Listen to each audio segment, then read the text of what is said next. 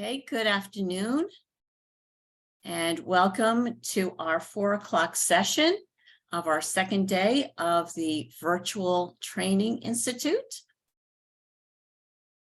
So we will get started in just a minute as participants filter into the session.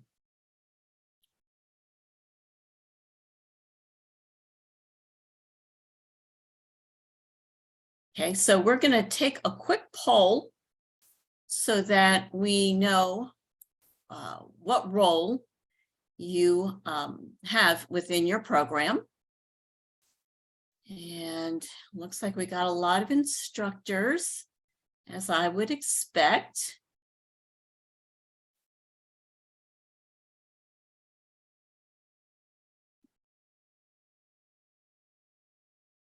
Okay, I'm going to go ahead and end the poll and share the results. And most of our participants are instructors, followed by instructional specialists, and then a little bit more evenly split among program administrator, IAS, and transition specialist. So I'm going to stop sharing the poll. And at this point, I am going to go ahead and turn it over to Tiffani Ross. So take it away. Thank you so much, Ramona, and thank all of you for being here. Thank you to VTI for having me once again. I'm really excited for today's session on adult learning principles in action, how to create engaging learning experiences for adult learners. And thank you for being here on Valentine's Day. What's more lovely and loving to think about it than how we're interacting and engaging with our students. So really excited to have you here. And must express my sincere apologies for the slightly late delay. We had some technical difficulties. We're still going to honor the half-an-hour session if you're able to hang an additional 5 minutes past 4:30. If not, completely understand. So we'll start with the disclaimer that Maryland Department of Labor asked me to share. The content or opinions expressed in this presentation do not necessarily reflect or present the views, positions, or policies of the Maryland Department of Labor, nor does the mention of trade names, commercial products, or organizations imply an official endorsement by the Maryland Department of Labor. So hi, everyone. My name is Tiffani Ross. A little bit about me. I'm a former adult ESOL educator. I taught ESOL for 6 years.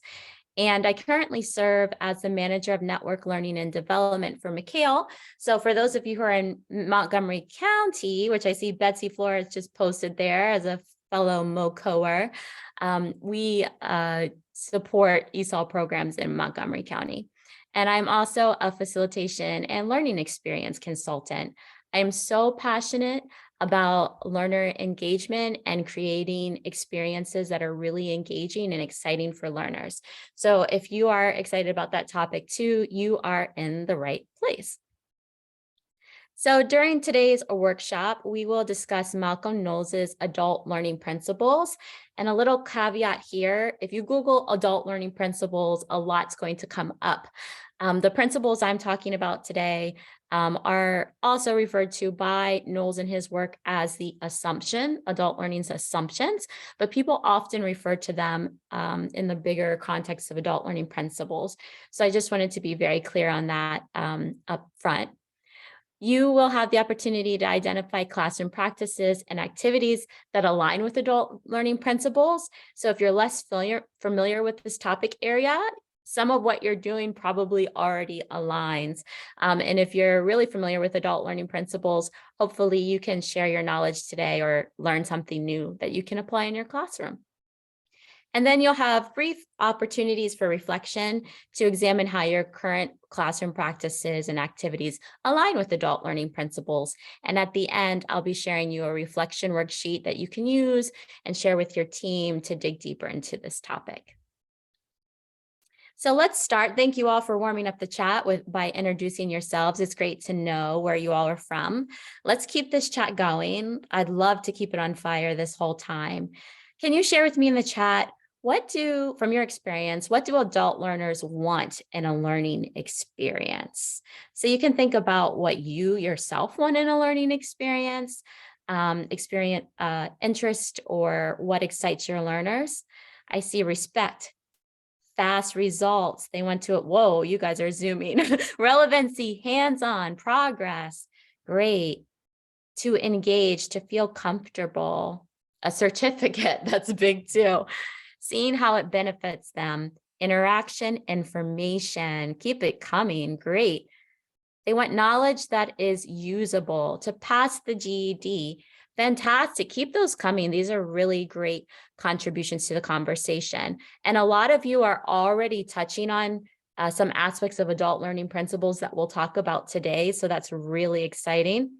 We're just going to call them out a little bit. But yes, keep it going. So from your contributions that I see in the chat, no one mentioned that adult learners want what this model might imply. For those of us who grew up in more traditional Western style learning situation experiences, we may have had the majority of our learning happen with this type of model, where the teacher is the sage on stage, right? Where they hold the knowledge and they share all that knowledge with the learners. And the learners are passively receiving the information. Or if you look at the fourth circle on the right, they might not be receiving that information at all because they're asleep. Can anybody relate to this experience? Drop in the chat a yes if you've related to receiving learning this way.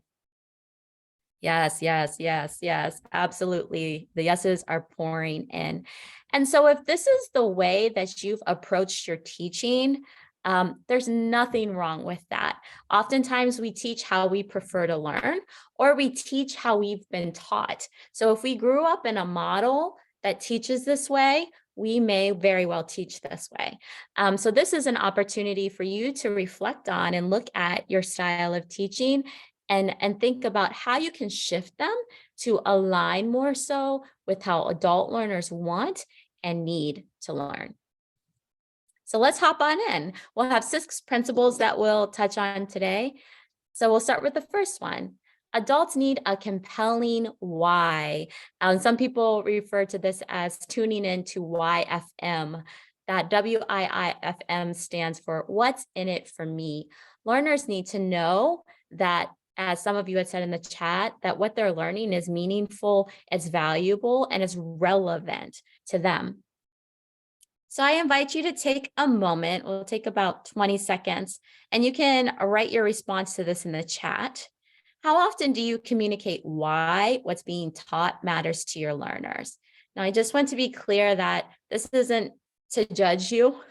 If you say rarely, that's okay. There's not an expectation for everyone to say always. This is an opportunity for you to just reflect and see how you have areas for improvement or growth. If you don't feel like putting it in the chat, that's fine too. Great. So I see a lot of often, sometimes, always. I even saw a 24/7. So if you're not doing this, this is a really great practice. And why does this matter? Because adult learners want to know. They have various responsibilities, expectations, they have limited time. So they really want to know that there's value in what they're learning. So here are ways that you can do that. You could explicitly say, we are learning about, insert your lesson topic, because, and spell out the benefit and the values to them. Or even better, and an even more engaging opportunity is for you to ask the learners, why do you think this topic that we're covering is important to learn? How can learning your topic help you achieve your goals or towards whatever they want to achieve?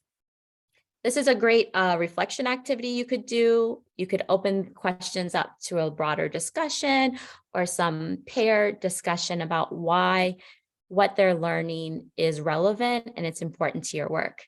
If you have a different strategy that you use for communicating the why behind your work and the topics covered, feel free to drop it in the chat so we can get some new ideas from you. Moving on to our second principle. Adult learners are self-directed. So again, if you grew up in those traditional Western style learning environments, we really didn't have a lot of choice about how we learned and how we gathered information. It was the teacher teaching, or we are learning from the books. But adult learners have lived experiences in both formal and or informal learning experiences that they can learn from. And so they have preferences and ways that they have learned and like to learn. So here's another reflection question for you in the chat. How often do you encourage learners to set learning goals or lead their own learning? Rarely, sometimes, often, always? Let us know in the chat. I see some alwayses. That's a word. Sorry, English teachers. Often, sometimes, not often enough. Thank you for that. So let's think about some ways that you can bring this principle to life in your classroom. We can encourage learners to set learning goals. We can set those before the year starts. At the beginning of the year, you can set it before individual units. You can share additional resources on the topics covered or ask learners to find resources that they can bring to the classroom. Being self-directed learners, a lot of our learning happens in the classroom, but a lot of it also happens outside of the classroom. So providing resources that they can use outside of the classroom really supports self-directed learning.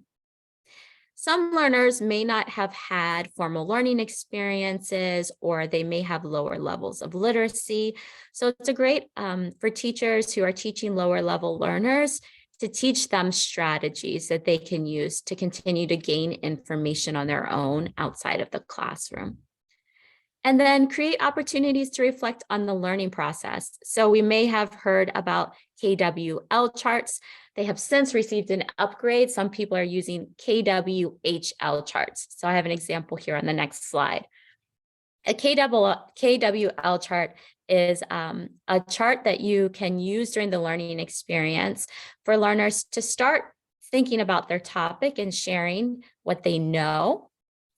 Then they can write down or discuss what they want to know. And here's the addition of the H that's traditionally not in KWL charts, how I can learn. So there the learners can list resources that they can use to continue to gain more knowledge and information around the topic. And then as they go through the process or as they finish your unit, they can share what they've learned. Yes, Peg, I agree with you. I like the column of how I can learn as well. Fantastic. Moving on. Principle number 3, adults are a learning resource for their peers, and they want to build on previous knowledge. When we think about the traditional Western style teaching with the sage on stage, the teacher holds all the knowledge and they're sharing their knowledge with the learners. Adults have at least 18 years of lived experience and knowledge that they can bring to the table. And it's really important that we honor that and create spaces for learners to do so. And it happens to be my favorite learning principle. And I think it's really impactful for engagement. So let's reflect. How often do you provide opportunities for learners to learn from and teach each other? Let us know in the chat. Sometimes, every day, always, often, sometimes, often, great. Great. Always, they love it. I completely agree. From my teaching experience, from my facilitation experience, this is where so much learning, engagement, and excitement happens in the learning environment. When we provide opportunities for people to learn and engage with each other. Betsy says most classes, I put them in groups, which is a fantastic way for learners to learn and engage. So this is one of my favorite pieces from when I was teaching adult ESOL. We would use mottos in our class. And one motto that I really think honors this principle is, we are all students. We are all teachers. And we repeated that often, and we created a culture where we valued all the learners and the knowledge that they had, and the fact that we all have the capacity to learn, and we're all here to learn, including the instructor. And we all have something that we can bring to the table and teach other people. We recently had an instructor workshop, and one of the instructors shared that something he often says to his learners is, even though I'm charged with being your teacher and making sure you achieve your learning outcomes, there's one of me and there are 25 of you, and 25 brains are better than one.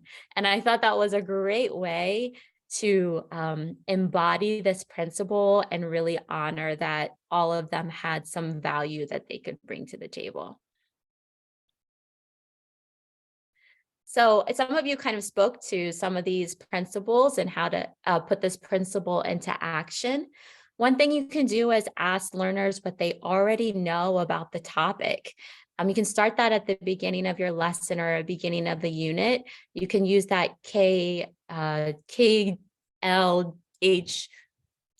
I mixed it up, but you know what I mean. You could use that chart to see what they already know. As some of you spoke to, partnering and using small group work is a really great opportunity.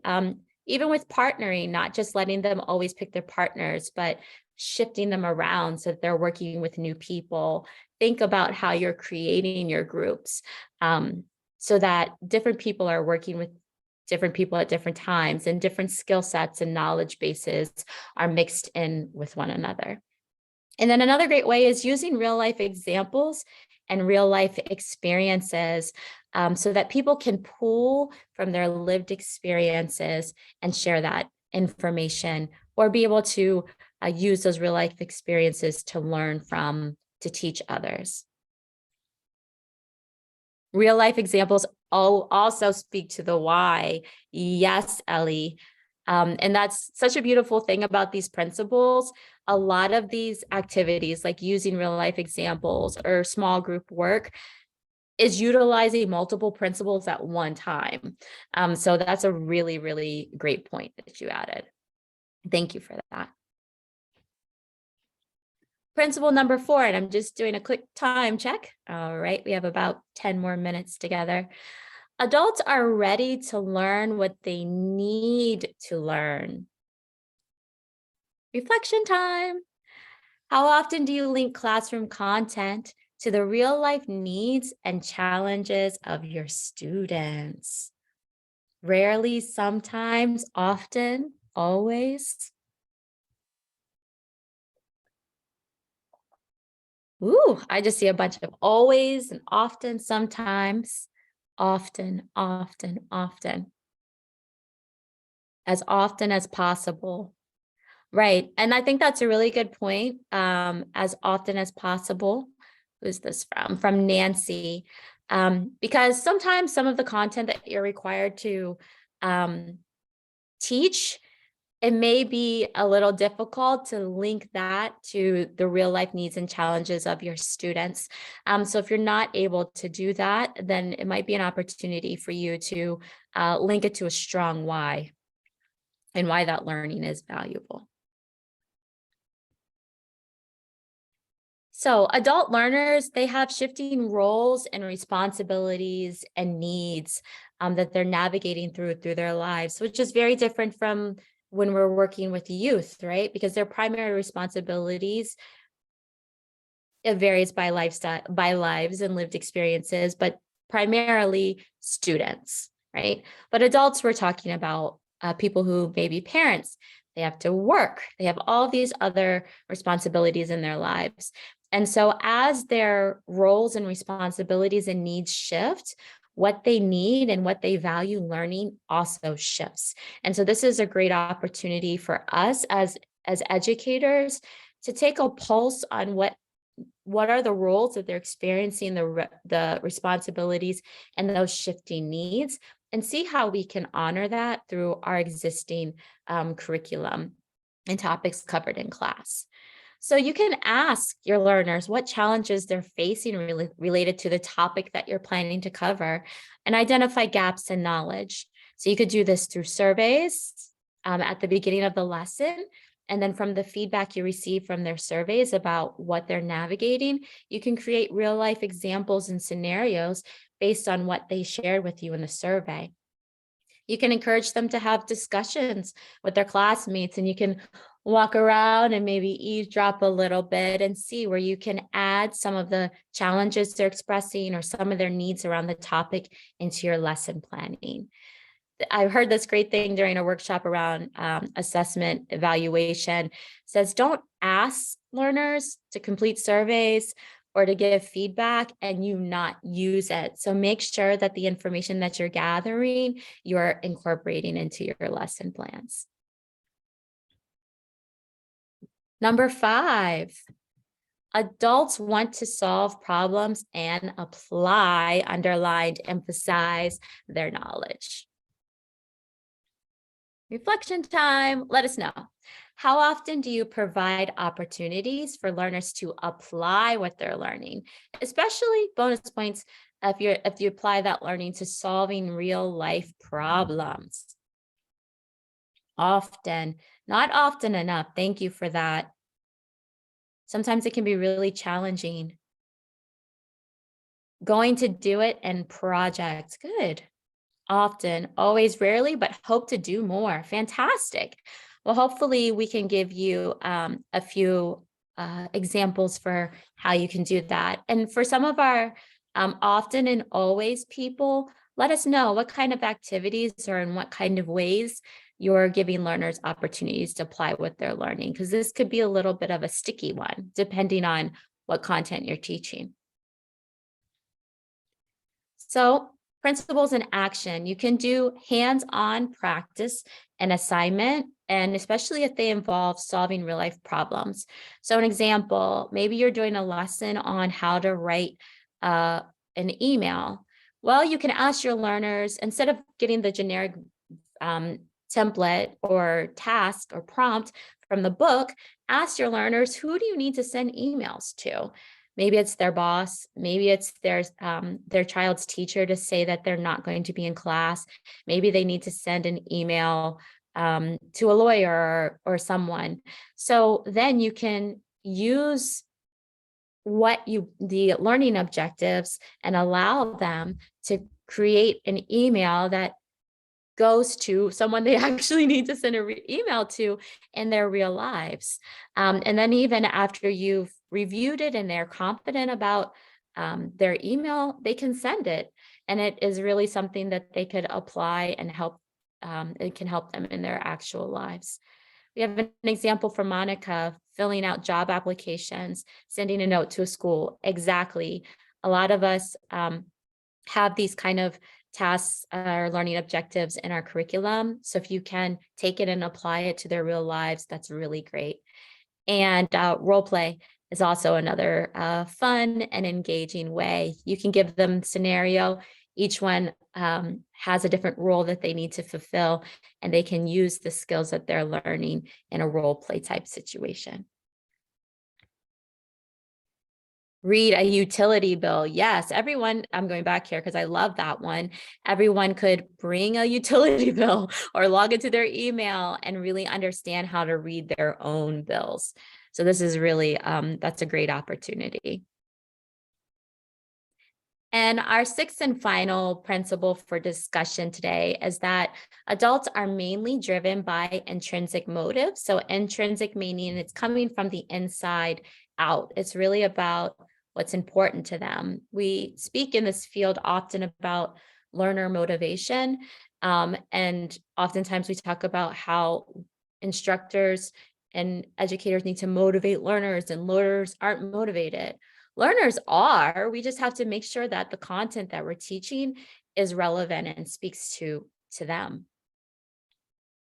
So reflection is our last reflection. How often do you create opportunities for learners to reflect on their motivations for learning? Rarely, sometimes, often, always. Often, sometimes, always. Rarely, always, often, sometimes. Great. All right.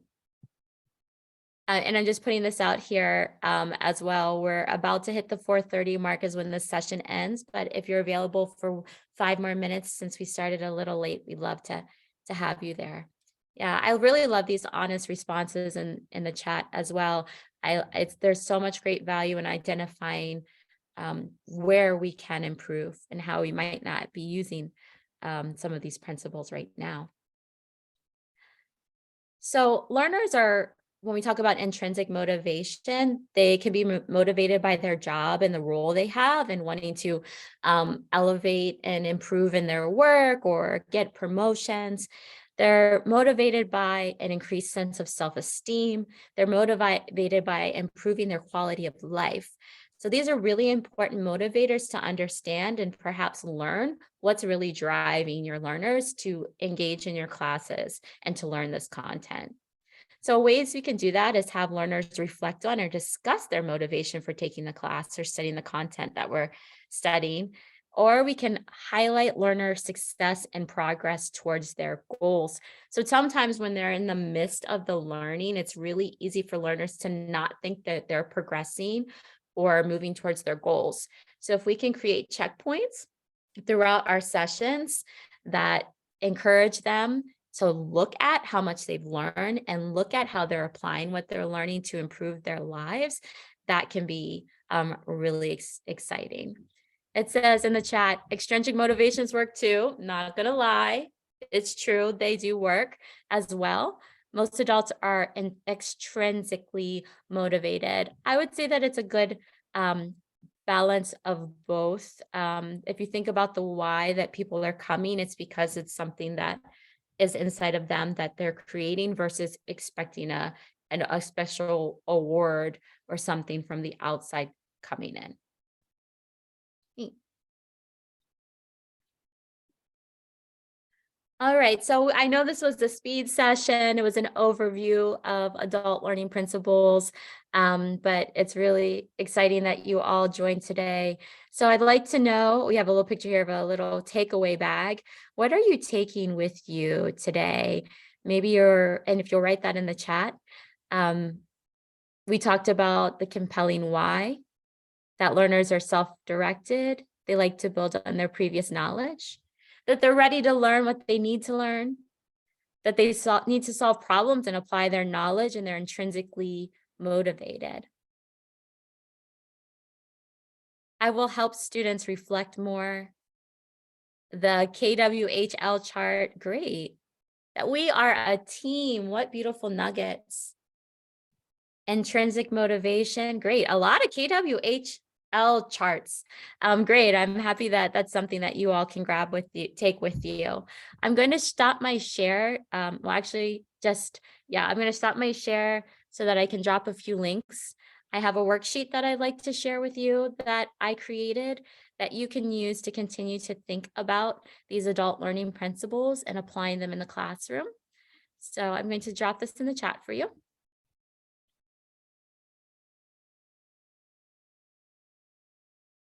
Ooh, am I not able to share with everyone? I don't.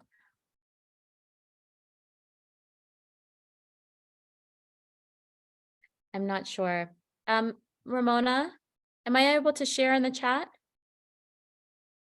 Yes, it is there. Okay, fantastic. Thank you for confirming. So I dropped the link, and then speaking of links, let's connect in LinkedIn. I love to talk about this topic and connect with my fellow adult educators. So I invite you to connect there. I dropped my link to my LinkedIn in the chat as well. And then I'm excited to share that soon I'll have a website coming called tiffanyross.com. It should be live next week, where I'll be sharing vlogs and blog posts about ways that we can improve our facilitation and improve our learner engagement. So thank you all again. Oh, I keep getting no link. Okay. Okay, I'm going to actually put it in because I think it just went to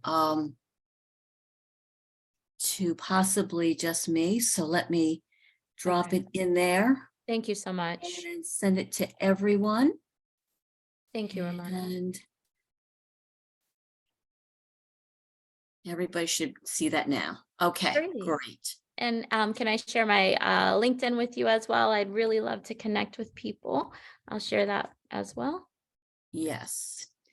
Actually, you want to make sure that you send it to everyone. So let me take care of that. Okay, great. Yeah, I don't have that option on mine. Okay. Thank you so much. Well, thank you for the kind words. Thank you so much, Ramona, and the rest of the team at the Maryland Department of Labor for having me. And I hope you all have a great rest of your evening. Thank you, Tiffany. Just want to thank you so much for that relevant and reflective presentation. Just want to remind you all that we have 2 more days of Virtual Training Institute. So come back for more. When this session ends, you will get an evaluation to fill out. So please just take a couple minutes to fill out the evaluation. And thank you again to Tiffany, and thank you to all the participants for your active engagement. It was great to see so many of you, responding and participating and sharing some ideas with each other. And everybody have a happy Valentine's Day.